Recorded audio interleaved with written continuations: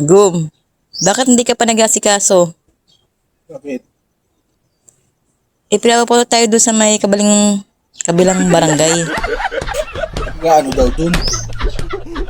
Magkukuha ka raw ng ayuda. Bakit mapapasali naman ako? Kabilang barangay yun. Sabi ng kapitan, ilagay ko daw yung pangalan mo.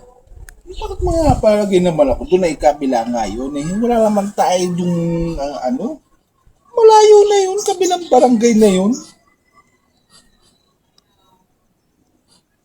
Pinapapunta ka nga doon sa barangay at nakalista na nga yung pangalan mo doon. Eh bakit ako nilista? Sabi ng kapitan, lista ko daw yung pangalan mo.